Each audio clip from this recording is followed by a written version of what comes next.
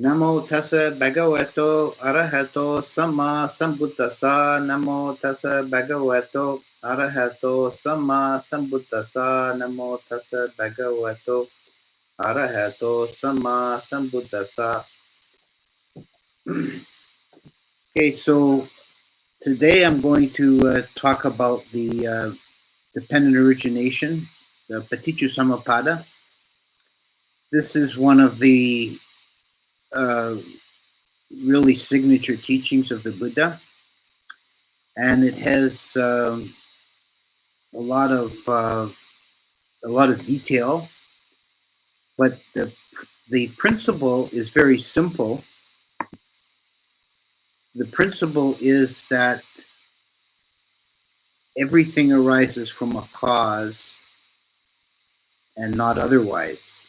This is stated in the Samyutta Nikaya, in the formula that goes, this being that exists, through the arising of this that arises, this not being that does not exist, through the ceasing of this that ceases. This formula is sometimes referred to as the general dependent origination or general Paticca, because it's the principle that underlines everything else. It's the principle of causality, which is one of the foundation stones of Buddhist philosophy.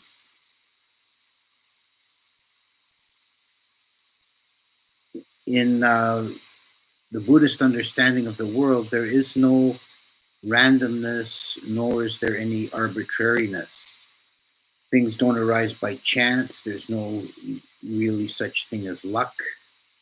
Everything arises due to causes and conditions. And there's various implications of this.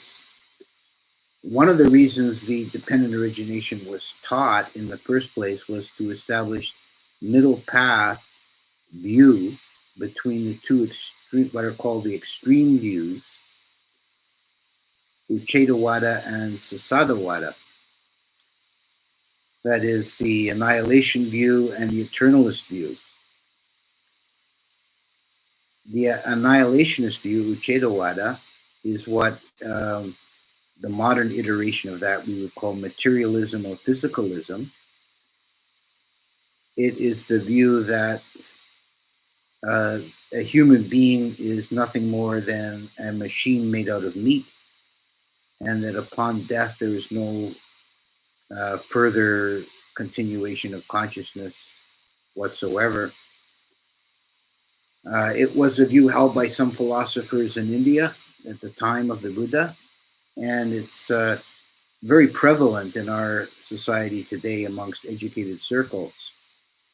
Uchedawada, the annihilation or cutting off view. Literally, it means cutting off view, because the being is cut off at death. The other extreme view is the Sasatawada, which is the eternalist view. It's the view that human beings are endowed with a permanent, eternal, unchanging, everlasting soul or spirit, or in Indian terms, an Atman or a Jiva.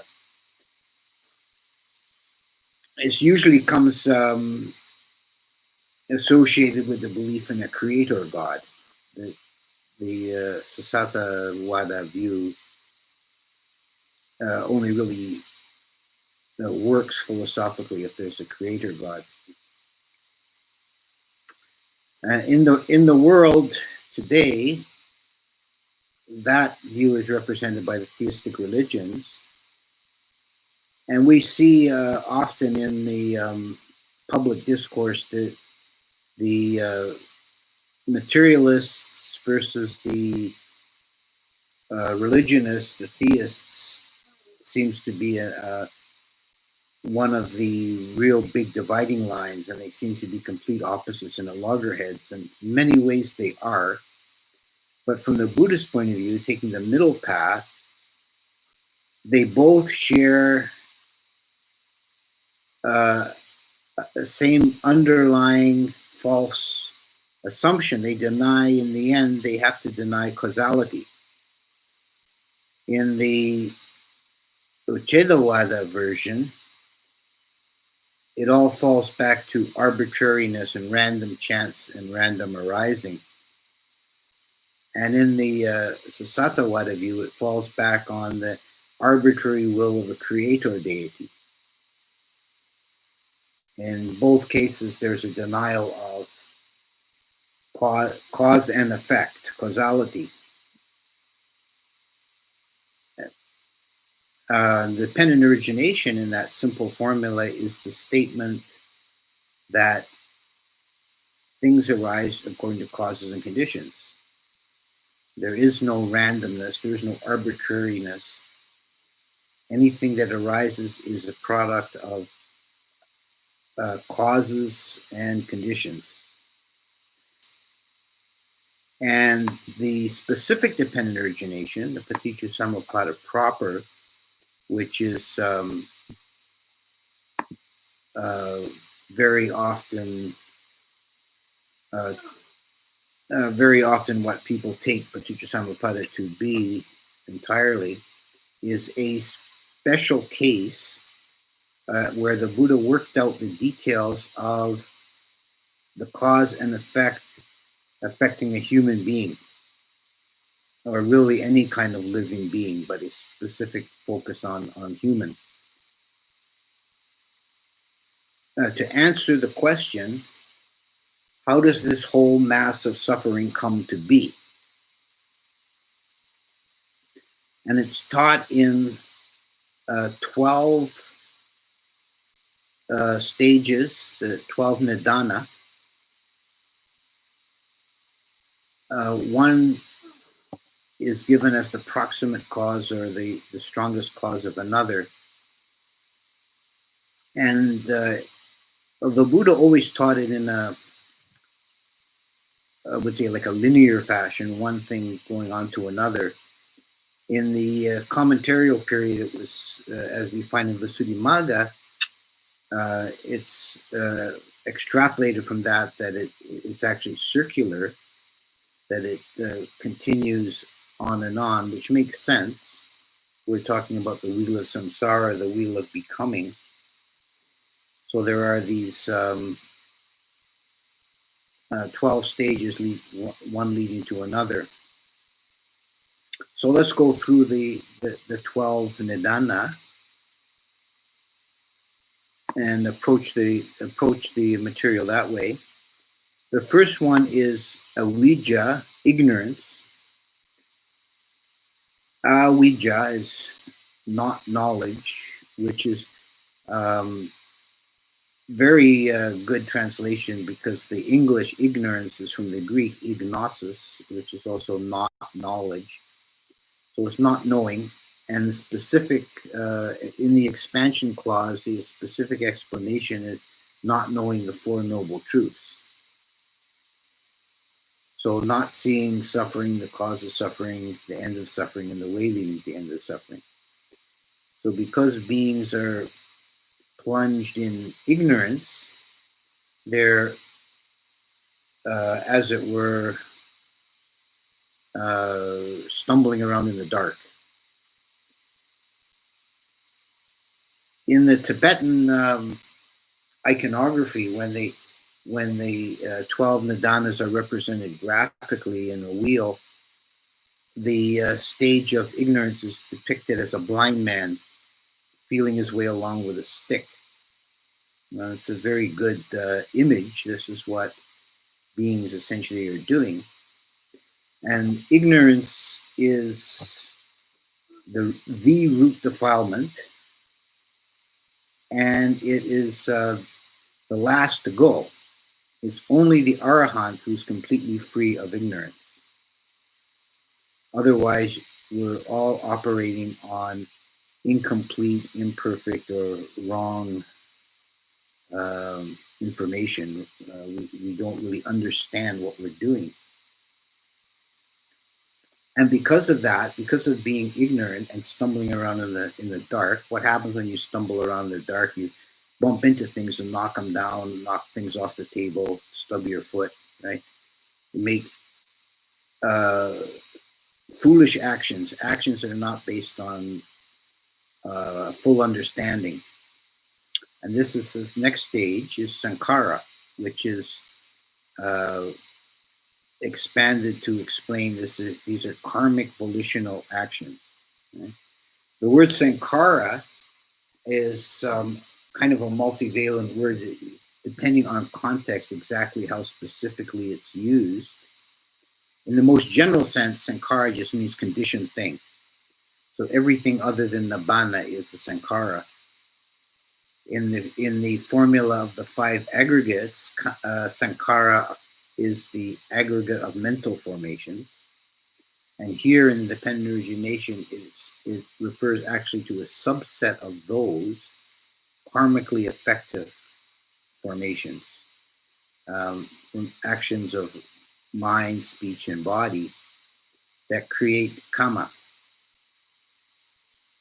And the karma is caused by, best way of understanding it is like a natural law. It's quite different from the conception of the judgment of a divine being. There's no judger. There's no arbitrariness involved in it at all. It's a natural law like gravity. The universe as a whole has a strong tendency to balance. And we see this in all the physical laws, like the law of conservation of angular momentum, things like that, that if one part of a system is disturbed, another part will compensate to bring the thing back into balance and back to the 0 point. So karma is that general principle operating on the level of volition and mental action. When an action is done with volition, it's like we put a ripple out in the universe. We've disturbed things, knocked it off of the 0 point, and it'll come back at us, right? That's a result of karma as the universe zeroes itself. You know, that's a pretty close analogy, a good way, I think, of thinking about karma.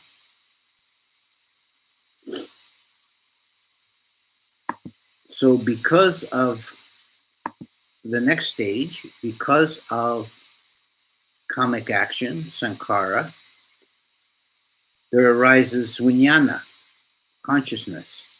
And this is very specifically stated to be patisandhi vijnana, which is the rebirth linking consciousness.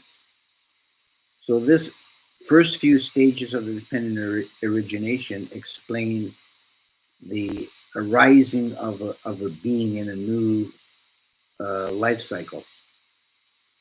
The ignorance and the volitional formations were done in the past, meaning the past life. And then this conditions the consciousness so that the consciousness, when it arises, it will arise in a place suited to its conditioning. So if one has made low karma, one's lived a low life with cruelty and violence and selfishness, then one takes a lower rebirth as an animal or a hell being because the consciousness is conditioned that way. If one's lived a noble life of refinement and compassion and wisdom, one will take a higher rebirth as a human or a deva. And that's due to the conditioning of the consciousness. So the consciousness arises at a suitable location in the human womb or elsewhere. But we're talking in this sequence specifically about the case of a human being. So the next stage after consciousness, which is now arisen in the womb, we're going to stick to the human case. The next stage is namarupa, which the literal translation of that is name and form, and it means body mind, and it's explained as being the physical body and the remaining mental aggregates. It's vijnana is the previous stage, so that leaves the aggregates of feeling, perception, and mental formation. And the image of this in Tibetan iconography is three men in a boat, the boat being the body and the three mental aggregates, the three men. So what happens now? Let's consider these last couple of stages together. And remember, we're confining ourselves to consideration of the human case. What happens at the moment of beginning of a new continuum, a new life, a new human being begins at conception. And often in the Pali scriptures, jata, birth, is really means conception, because this is the true beginning of a human being in a particular life. What happens is described in the Majjhima Nikaya as three things coming together: the seed of the father, the blood of the mother in her season, and the Gandhava seeking rebirth. So the Gandhava seeking rebirth is an odd phrase, and there's been scholarly essays written on trying to parse that phraseology. And it is really an odd phrase, but it's referring to the Padisanda Vijnana. The consciousness arises at that moment. Without that consciousness arising at the moment, there is no conception. So that does require these three things. There's the genetic component coming from the mother and the father, and there is the consciousness coming from a previous life. Now, it's important to make this point. Consciousness sequence, and the Buddha specifically criticized a monk who misunderstood this and who told others he was explaining the Paticca Samuppada wrongly to others. And he said, as I understand what's taught by the Blessed One, this consciousness here arises there as the same consciousness. And the Buddha said, that's a foolish monk. He doesn't know what he's talking about. Because the consciousness arising in each moment is always fresh. What we have is a link of cause and effect. It's consciousness arising again to like conditions. And what happens at death is that the namarupa ceases to function. So consciousness then is impelled by the force of kama and by craving, in every case except that of an arahant. There's still craving and ignorance and karma outstanding. So consciousness is compelled by the laws of causality to arise again in the next moment, but it cannot arise in the same vehicle. The namarupa is now defunct, so it arises somewhere else in a new continuum associated with a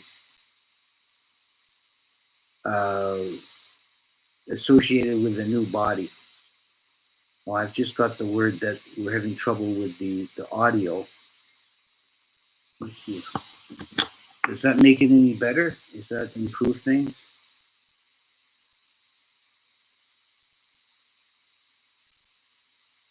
I don't know.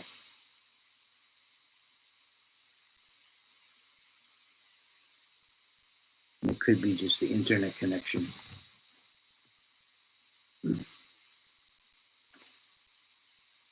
I'll just try and keep going. Okay, people are saying it sounds okay. I'll keep going.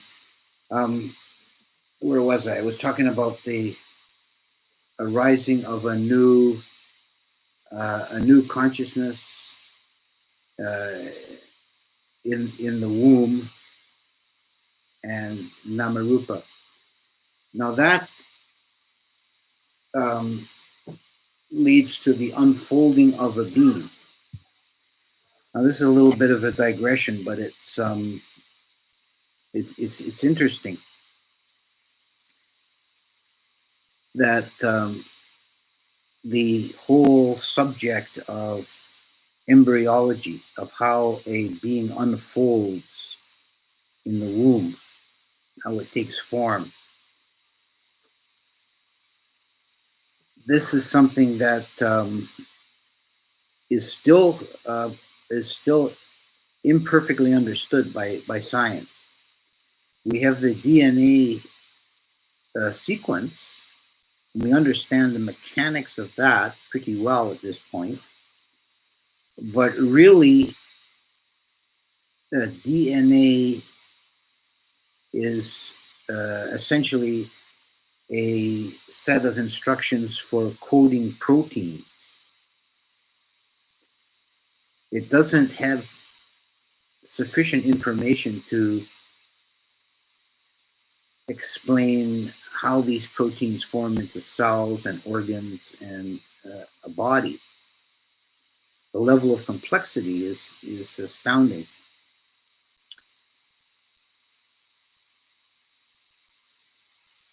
I would like to suggest looking at a writer who's a maverick biologist, I would describe him, Rupert Sheldrake. He's a British, he's got a website, he's written a dozen or more books. He started his career as an embryologist, and he determined that this was a real puzzle. No one could explain even the first stage in the creation of form after the protein, which is mechanically understood quite well, how the protein is synthesized. It's a string of amino acids, and there's a coded string on the DNA that says, okay, you put this amino acid and this and this and this, and then you make such and such a protein. But then the protein comes off the DNA as a long strand, and it curls itself up into a three-dimensional shape. And that shape has to be right. So obviously there's an infinite number of ways it could coil wrong, but it always does it right. And if it does it wrong in a very rare occasion, that's dysfunctional. It could be something like a cancer starting or something. But normally, in almost every case, it makes this complex three-dimensional shape, and no one's able to explain why it does that. And that's only the first stage. Then these proteins form themselves into cells, and the cells into organs. And in the embryo, the dividing cells differentiate into liver cells and brain cells and bone cells and blood cells. And how does all this work? Well, Rupert Sheldrake said there had to be another source of information other than DNA. And he proposed what he called morphogenic fields, which he says are pure information fields that have no location in space. They're non-material. So this ends up sounding very much like mind. Right? So consciousness, nidanas, is the spark that unfolds the form. Without that spark, the form will not unfold, and it needs that information, which is essentially historical information from the previous existences of human beings. It follows this archetype to create a human form. So we have the human now. We're up to the stage where the human is forming in the womb, And the critical stage in development is reached when the six senses are formed. That is the five physical senses of sight, sound, smell, taste, and touch, and the mind sense. These are the six senses of a being. And when the being is born, that is, emerges from the womb into the air, and is a now fully independent being, is equipped with the six senses. And these senses are the windows in which we perceive the world. And the Tibetan iconography here is a house with six windows. And all we perceive of the world comes in through these six senses. And in a way, they're like filters. We cannot sense the full spectrum of what's reality. We only perceive a tiny sliver of electromagnetism as visible light. And there's only a narrow range of vibrations that we can detect with the ear. And only certain molecules will stimulate the sense of smell. So we have this narrow range that we take in through the senses, but that's our contact. That's our way of touching the world, experiencing the world. And because we're equipped with those six senses, then the next stage is phassa, contact. And contact is when the sense organ, the sense consciousness, and the sense object come together. And this is another case where all three have to be present for contact to occur. You take the case of sight. If you have a blind person, or even like a sighted person, but he's got a blindfold on, his eyes are covered, they're not functional, they're not operating, then there's no, the other two elements might be present, but there's no contact. Likewise, and if there's nothing to see, like if it's pitch dark, then there's no visible object, and also contact doesn't occur. And if the person's unconscious, they're sound asleep, they don't see anything. So there's also eye consciousness is not working, so there's no contact. But when all three occur, then we have an instance of contact.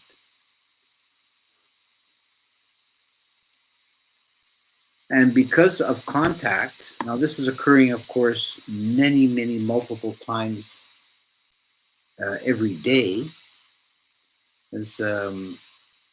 Because of contact, there arises feeling, vedana. Now, the word vedana is translated feeling. We have to be a little bit careful because the word feeling in English can be too general. We talk about our feelings, and we generally use it as a synonym of emotions. And while vedana is an emotional response, it's not a complex one. The more complex emotions like love, hate, anger, jealousy, these are built up from sankharas. But vedana is just a very simple emotive response to every sense contact, being parsed as pleasant, unpleasant, or neutral. And this is a very primitive level of mental activity. I think even like a one-celled animal would have some degree of vedana, because they would avoid objects that cause them pain, and they would move towards objects that give them pleasure, and ignore ones that are neutral. So in terms of living organisms, it has a very functional, useful function of kind of making, dividing the perceived universe into these categories, so that the creature can navigate the world. Now, that which is pleasant is that which the creature can either eat or perhaps mate with. And what's unpleasant is that which is going to eat it, right? And everything else is neutral and can be safely ignored, disregarded. So this is a very immediate mental response, okay? So now let's sum up this last section a little bit. These last few stages are actually all the way back from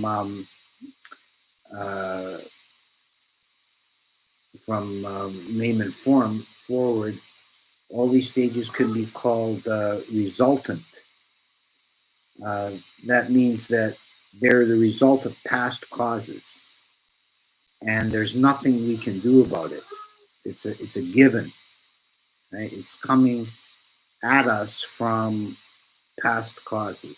We're just playing out the script up to this point. So this has a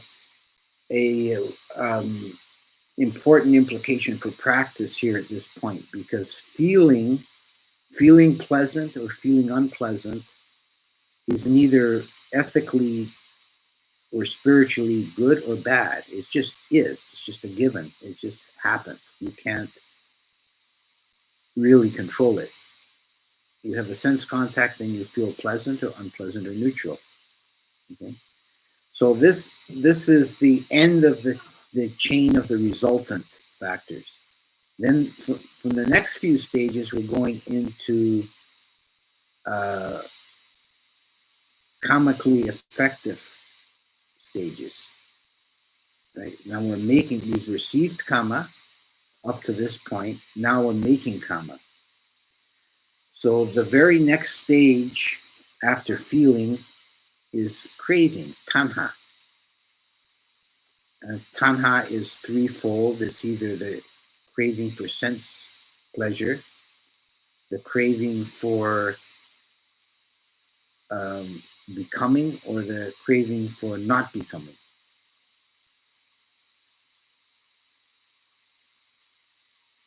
And if you think about, we're mostly talking in this sequence, we're mostly focusing on sense desire craving, which is, for us as human beings, it's the noisiest. It's not the deepest, it's not the most profound, which is the desire, the opposite poles of becoming and not becoming. Those underlie and are deeper in our psyche than sense pleasure.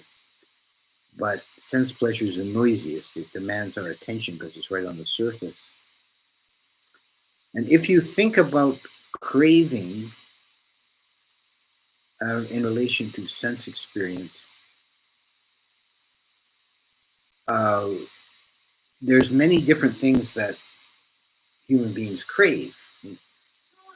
Everything from food and sex to comfort and luxuries and whatnot. The whole wide range of things that we crave. But if you analyze any particular craving and you ask, well, why do I crave this thing? That the end of that analysis is always that you either think or you know from past experience that having this particular object, this experience, will result in a kick of sukha vedana, pleasant feeling. So it's ultimately sukha vedana, pleasant feeling, that we crave. And the sense objects are a means to an end. You get that pleasurable kick of sukha vedana. So when craving arises in the mind, this link between feeling and craving is critical for practice. That's why vedanasati, mindfulness directed towards the feelings, is a very important aspect of practice. Because if we can really see the feelings as they arise, we don't have to let them turn into craving. Well, you see a pleasant feeling? That's just a pleasant feeling. Uh, an unpleasant pain is just an unpleasant feeling. We can just let it be as it is. We don't have to fall into craving. Once you make that move into craving, then it's turning that wheel of dependent origination. It starts the whole process of becoming again. You're now investing in that experience. And once you've crossed that threshold, it's very difficult to stop the rest of the stages from unfolding. So after craving, or tanha, there arises upadana. It's usually translated as clinging. A more literal translation would be fuel, because it's fuel because it's looking forward. It's a fuel for becoming, which is looking forward to the next stage. The upadana is described in a general way as it's a kind of uh, a, an elaboration of craving. Craving is a very simple emotion. There's not really, at that stage, there's not really much in terms of a self involved. It's just a mental feeling of wanting. But then at the stage of upadana, the mind begins to work on this. It's not satisfied with just wanting. It now wants to possess, right? So it begins to create this dualism of self and other, because if there is a possessed object, there must be a possessor.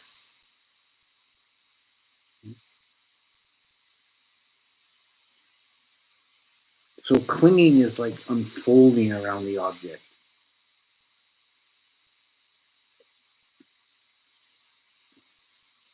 There's an analogy that Ajahn Chah used to give for upadana. The mind with upadana is like the way that the village people in the old days used to catch monkeys. They would catch monkeys and train them to climb trees and get fruit. And the way they would catch a monkey is to get a coconut and make two holes in the coconut. One is just big enough for a monkey to get his paw through, and the other one's smaller. They put a rope through with a knot, and they tie that to the end of the branch. Then they put something delicious in this hollowed out coconut, like a piece of mango or something. Then the monkey comes along, he smells that piece of fruit inside the coconut, he puts his paw inside. And that's like craving. Well, his first contact, he smells it. Then it's craving, he puts his paw inside. Now he's holding on to this piece of coconut or this piece of mango. And he tries to get his hand out, but his fist now with the mango inside is too big to go through the hole. But because his craving is clinging, he's clinging so strongly to that delicious piece of mango, he won't let it go. He just keeps struggling to get his fist out. He can't do it. And he starts screaming and making a fuss, and then the villagers come and catch him,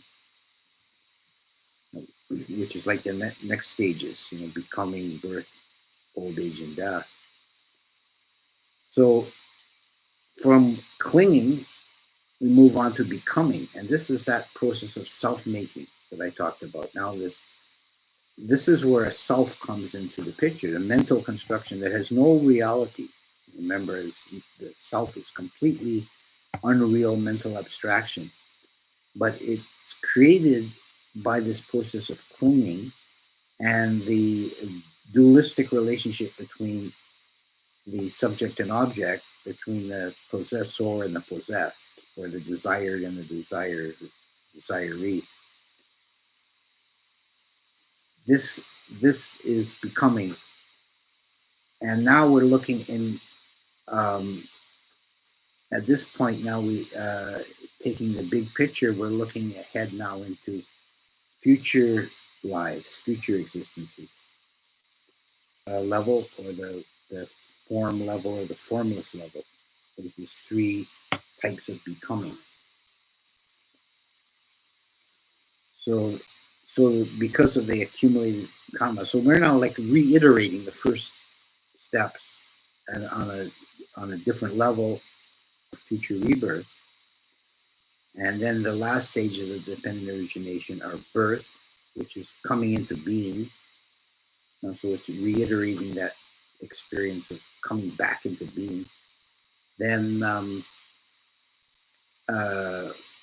old age, jara, which is the maturation and decay of anything that comes into existence, living or non-living, human or otherwise, everything that comes into being is subject to disintegration.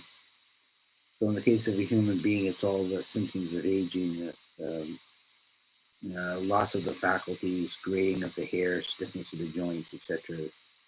Then finally it ends with death, the dissolution of the being. And with death, the being is then plunged into ignorance all over again, complete ignorance, because without a very special high level of development, everything learned in the previous life is forgotten. The being is the process of death and birth is so traumatic that the being starts out without any knowledge. The young babe coming out of the womb is completely ignorant about the world. But there is that which because of cause and effect, there is a legacy that of karma that carries on. The karma made in one life is experienced and played out in the next life, in subsequent lives. So that's the summary of the dependent origination, the 12 nidanas of the dependent origination. And the way I presented it is the most traditional way, and it's the one that I think works best with the original scriptures. Some people like to interpret the dependent origination rather than going into the past and future lives. They try to interpret it entirely as a cycle operating within one life, moment by moment, and they take birth and death metaphorically to be birth coming into being in a single moment. I don't think that's entirely wrong. It's actually mentioned in the Visuddhimagga, although they don't elaborate it. I think it's quite compatible. It's quite possible that these cycles can occur on multiple levels at multiple timescales, and that we're coming into being in each moment. And that's true. But I think it's also true that the original intention of the Buddha when he presented this was talking about rebirth and multiple lifetimes. It's the most straightforward reading of the original scriptures. So it's the way it's traditionally understood, is in terms of multiple lifetimes. There's one other aspect to touch on. It's the transcendental dependent origination, which is a sequence leading out of samsara. Because what we're talking about here today is entirely within samsara. And this is how samsara works. It's a detailed description of, actually, it's a detailed explication of the first and second noble truths. We haven't even touched on the third and fourth. We're talking about first and second independent origination. The transcendental dependent origination, which is a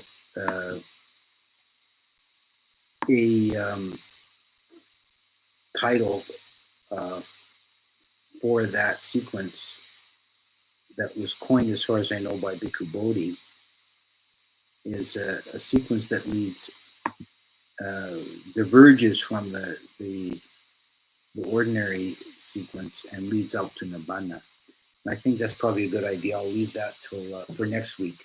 We'll talk about the Upanishad Sutta and the transcendental dependent origination. I think that's probably a lot of stuff already for today. So I'll stop now and see if there's any questions come up.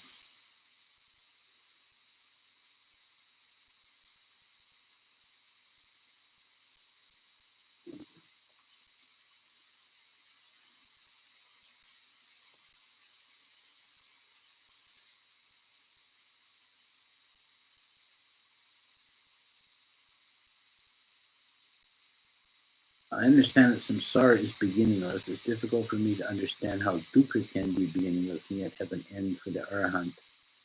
Um, um, Dukkha is, samsara in general, is a process in time, where the concept of past and future have some meaning, and time is like a framework. But nibbana is outside of time. So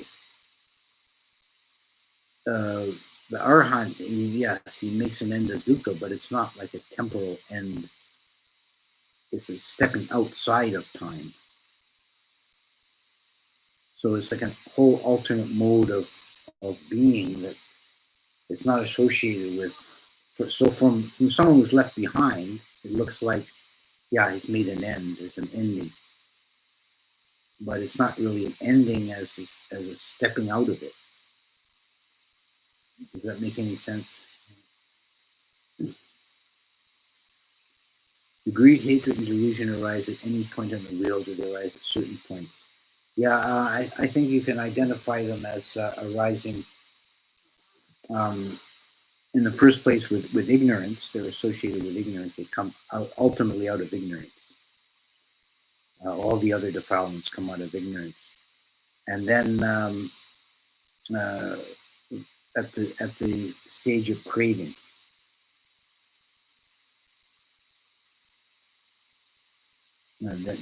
that's when they arrive. And craving could be also considered negatively, like craving not to have certain experiences.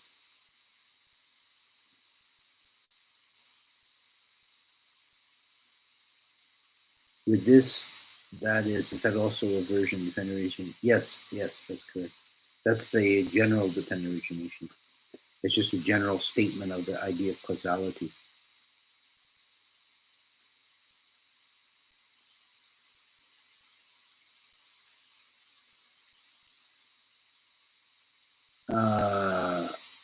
In context of concentration of body state and meditating, we further interpret ignorance as system noise, that is, one can witness the transformations, how can one pause the cycle?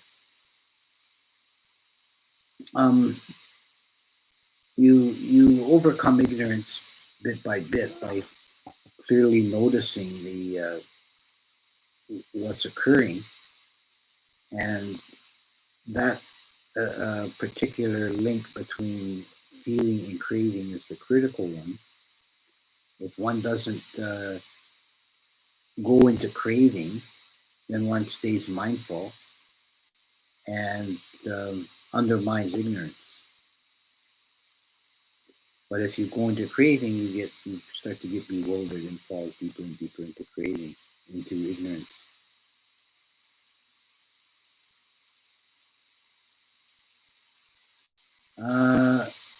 Yeah, this concept of beginninglessness is something. Some people have some difficulty wrapping their heads around it. It is kind of boggling. It's somehow easier for the mind to visualize eternity going forward than backward. But it cannot be known. But the later tradition always said that it was beginningless. They went a little. They made a slightly stronger statement than the Buddha in this case, um, because it's a logical necessity because of causation. For any moment, if you don't deny beginninglessness, you have to deny causation at some point, which is what the Greek philosophers, and then this was inherited by the Christians. They did.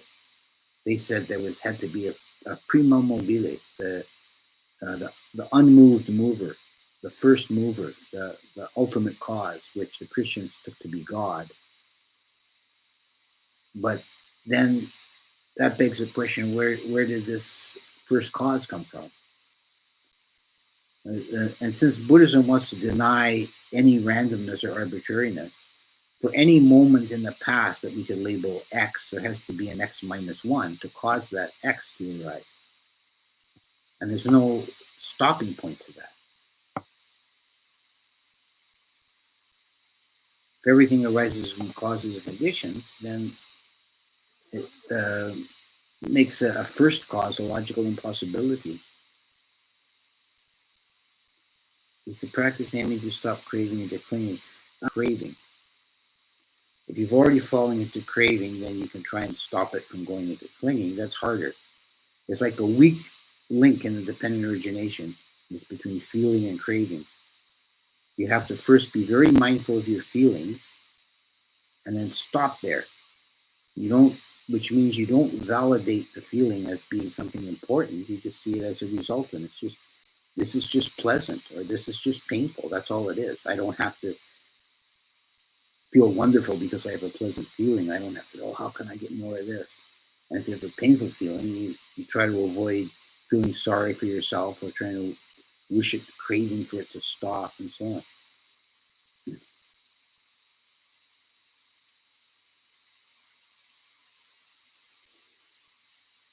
on. Yeah, the fruit of tanha is suffering.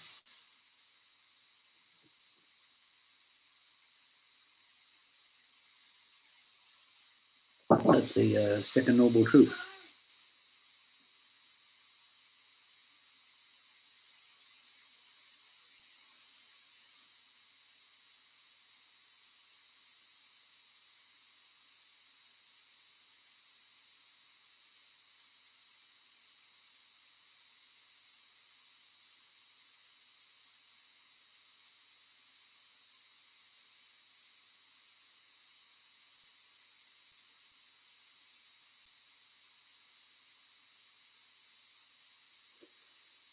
There's conflict between dependent origination and right effort. Does right effort change origination? Well, with right effort and the other path factors, then eventually you you can reach the unconditioned, which means you're no longer following dependent origination. Dependent origination is description of the mind and the body caught in samsara. And we first have to understand it and be mindful of it and see it clearly, and then we can escape it. We don't have to play that game endlessly.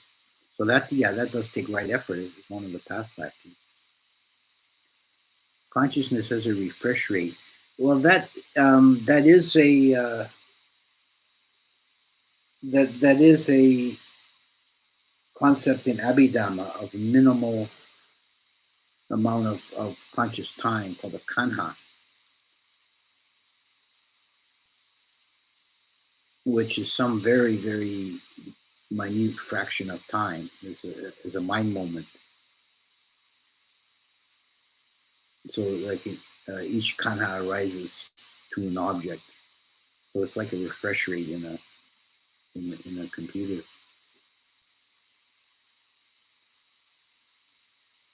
Ignorance is the same as delusion. Well, they're both similar defilements, and they're often used synonymously. But there is some distinction made, at least in the Visuddhimagga I'm aware of. Ignorance as not knowing, and delusion as perplexity. So like believing or seeing wrong things like hallucination or um, false false ideas, whereas ignorance can be just dullness, just not knowing, just kind of like stupidity.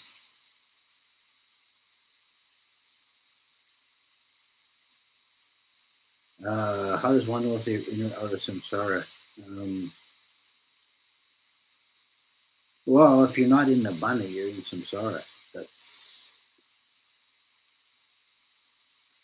as long as you're experiencing suffering of any kind, then you're in samsara.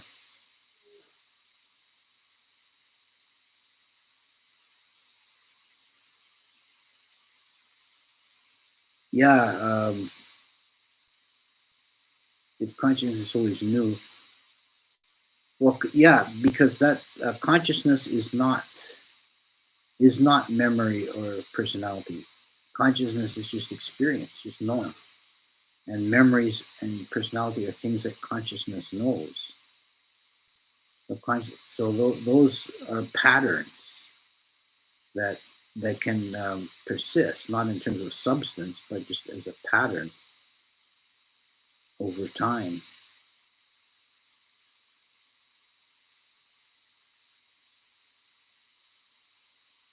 Uh, Dependent origination is, uh, in some places, the right view is defined as dependent origination. When it's contrasted with the two extreme views, then dependent origination is the middle path.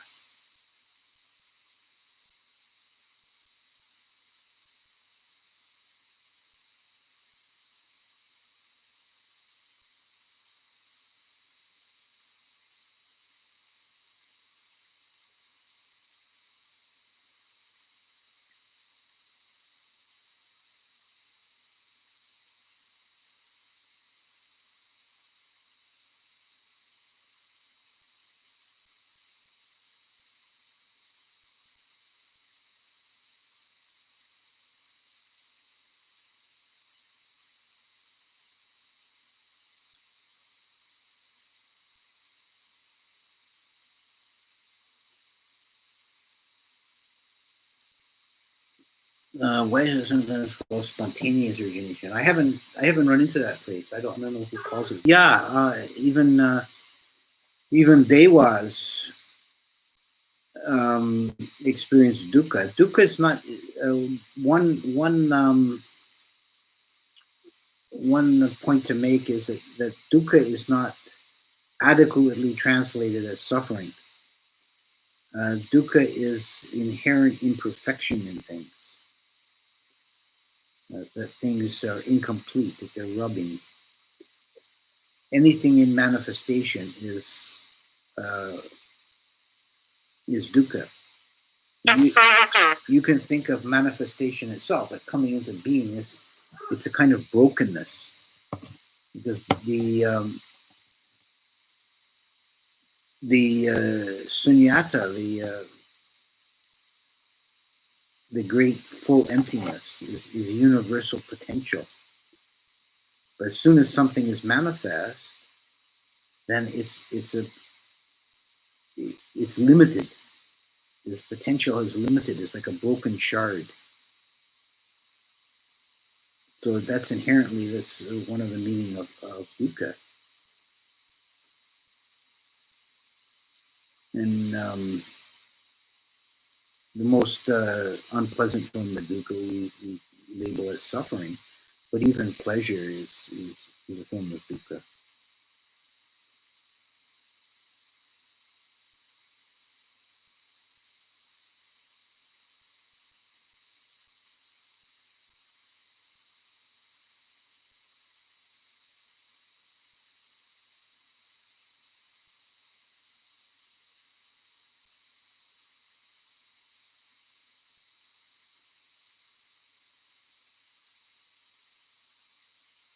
Okay, I think we're kind of winding down naturally. So I think we have a topic for next week already. I'll do the Upanishad Sutta, the transcendental dependent origination. if anyone wants to do their homework, they can check that